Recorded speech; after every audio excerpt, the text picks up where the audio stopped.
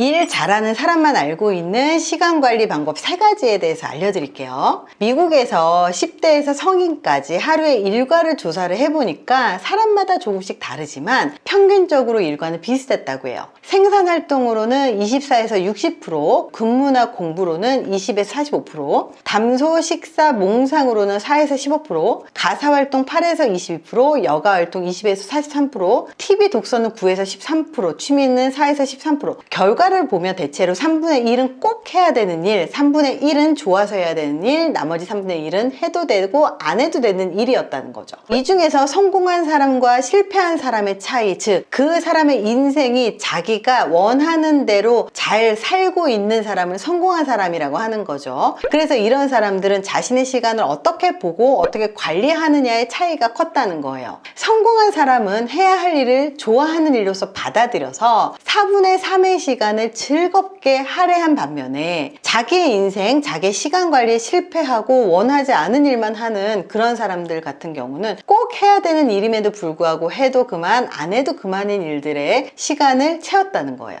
시간 관리를 잘 하게 된다는 뜻은 시간의 흐름 속에서 업무와 일을 관리한다는 뜻인데, 시간을 관리하게 되면 주어진 시간 24시간 내에서 목표를 달성하고 그 책임을 다할 수 있게 되는 거죠. 또 시간을 관리하는 사람은 우선순위를 정해놓고 업무를 하기 때문에 일관성 있게 일을 처리할 수 있습니다. 목표에 따라서 계획을 잘 세우기 때문에 시간과 물질의 낭비를 막고 업무 시간과 휴식 시간을 적절하게 조화롭게 사용을 하고 스트레스를 관리할 수 있고, 그렇기 때문에 더 재미있고 즐겁게 업무를 하기 때문에 이 업무를 즐겁게 하면 일을 잘하게 되고, 일을 잘하게 되면 그 일의 능력을 인정받게 되고, 인정받게 되면 당연히 연봉도 올라가고 적은 시간에 더 많은 일을 해낼 수 있게 되는 거죠. 효과적인 시간 관리라는 것의 의미는 첫 번째, 시간을 주도적으로 사용할 수 있다. 두 번째, 자율적으로 사용한다. 세 번째, 중요한 일을 우선적으로 할 수 있다. 네 번째, 업무가 많더라도 시간에 쫓기지 않고 여유가 있다. 다섯 번째, 계획에 따라서 일관되게 움직인다 라는 말입니다. 그렇다면 어떻게 하면 시간 관리를 잘할 수 있을까? 그 솔루션은 3가지를 알려드릴게요. 그 첫 번째가 뭐냐면 데드라인을 정해라. 직장에서 퇴근 시간이 직장 생활의 데드라인이죠. 출퇴근 시간에도 데드라인이 있는데 업무에도 분명히 데드라인이 있습니다. 하지만 그 데드라인이 상사가 정해놓은 데드라인인지 내가 정한 데드라인인지가 중요하죠. 마감 시간을 정할 때는 상사가 정한 마감 시간은 정확하게 지키지만 내가 정한 마감 시간을 잘 지키지 못하는 경우가 많잖아요. 한 달 전부터 요청한 보고서보다 이틀 전에 제출한 보고서가 더 먼저 나오는 경우들이 있는 거죠. 급한 일들을 보면 바쁜 사람한테 시키잖아요. 그럼 업무 결과가 빨리 나오는 경우들이 있어요. 시간이 없는 바쁜 사람들이 왜 결과가 빨리 나오느냐? 사실은 시간이 없기 때문에 성과를 못 올리는 게 아니라 시간이 오히려 많잖아요. 그러면 일을 자꾸 미루기 때문에 성과를 못 올리는 경우들이 많아요. 그래서 시간 관리라고 하는 건 시간이 없어서가 아니라 효율적으로 사용하지 못하기 때문에 생기는 일이다.